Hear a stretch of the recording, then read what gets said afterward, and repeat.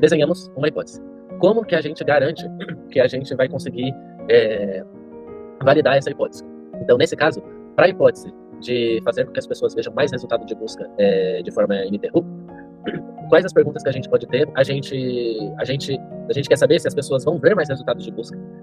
Então, a gente aumentando a quantidade de resultados que as pessoas podem ver, as pessoas estão vendo esses resultados, as pessoas estão interagindo mais com esses resultados de busca, elas veem mais páginas de produto. Qual que é a microconversão em adicionar ao carrinho? Então, será que a gente vai ter uma influência nessa microconversão? As microconversões do funil de compra vão ser influenciadas? Então, a microconversão de iniciar a compra, de adicionar as informações de pagamento, de adicionar as informações de frete. Então, será que a gente vai ver influência em cada uma dessas microconversões? E, por fim, a taxa de conversão vai aumentar? A taxa de conversão, a principal métrica de negócio que a gente adotou para fazer todo esse desdobramento até então. Então, será que a taxa de conversão vai aumentar também? Então, quando a gente fala do experimento, todas as perguntas que a gente elencou na hipótese, a gente puxa para dentro do experimento também, porque a gente vai precisar medir o impacto de cada uma delas dentro do experimento.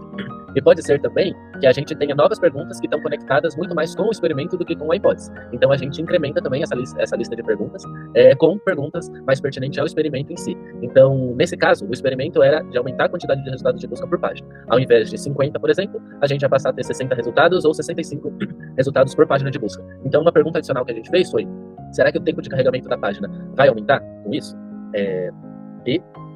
Na hora da gente definir a métrica de sucesso e as métricas de suporte para o experimento, a gente vai se basear nas perguntas que a gente fez para validar a hipótese ou o experimento.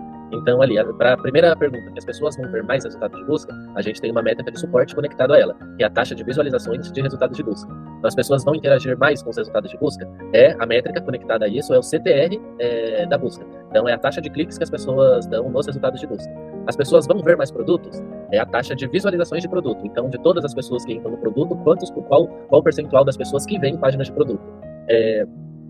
A microconversão em adicionar ao carrinho vai aumentar? Então, nesse caso, a própria pergunta já contém a métrica que a gente precisa olhar, que é a própria microconversão de adicionar ao carrinho. A taxa de conversão vai aumentar? É a métrica de sucesso que a gente definiu nesse teste. Como esses experimentos e essas hipóteses que a gente está construindo tem um foco de aumentar a taxa de conversão, porque é a alavanca que vai impactar a receita, então é ela que a gente está usando como métrica de sucesso para tomar a principal decisão ali se o experimento teve sucesso ou não. Então, a métrica de sucesso é a taxa de conversão que endereça a quinta pergunta que a gente elencou na hora que a gente formulou a hipótese. E, por fim, a gente tem a pergunta se a experiência de consumo dos resultados de busca vai melhorar, e a gente tem ali a métrica que é o CSAT da busca. Então, a gente pode fazer uma pesquisa de satisfação com os resultados de busca da forma atual, da nova forma, e entender se a gente teve uma melhoria na nota desse score. E, por fim, a gente chega na pergunta que a gente levantou para esse experimento especificamente, que foi se o tempo de carregamento da página vai aumentar. E uma das métricas que a gente tem de tempo de carregamento é o LCP, que é o tempo de carregamento para o principal conteúdo da página estar carregado e sendo exibido para a pessoa consumidora. Então, para a gente entender se o tempo de carregamento vai ser comprometido, a gente escolheu essa métrica de LCP da página de busca para entender como os experimentos iam se comportar nelas. Nesse caso, a variante C foi a variante com maior impacto no negócio.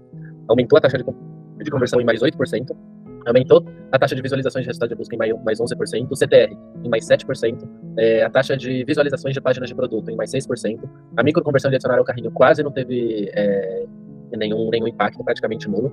O CSAT da busca teve uma melhoria de 15%, e o LCP, que é a métrica de tempo de carregamento, teve um aumento de 1%.